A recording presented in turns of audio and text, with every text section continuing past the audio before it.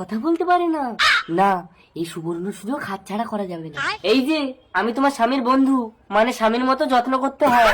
ওই দেখো, বিশ্বাস করে না, এই নাও ফোন করে তোমার স্বামীর কাছে শুনে নাও।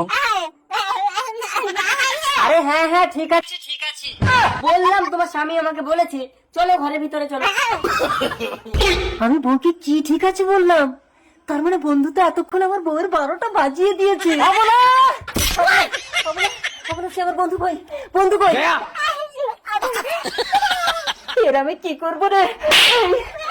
না না, চলো তোমার চোখ বন্ধ করে তোমাকে অনেক দূরে বেড়াতে নিয়ে যাবো। টাকা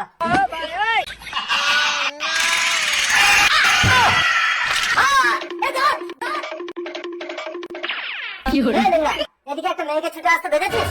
হ্যাঁ, তবে গেল কোথায়? এই চলে আয়, ওদিকটা দেখি। ওঠো বোন ওঠো, ওরা চলে গেছে। কি ব্যাপার, ওই গুন্ডাগুলো তোমাকে তাড়াচ্ছে কেন বোন? তুমি কথা বলতে পারো না? আমার বাড়ি চলো, আমি ভিক্ষে করে খাওয়াবো বোন। তবে কেটে গেল একটা বছর।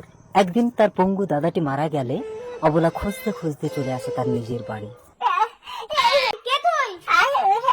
ও তাহলে তুই সেই অবলা, আমার স্বামীর প্রথম বউ। এই ঘর বাড়ি সব তাহলে তোর নামে?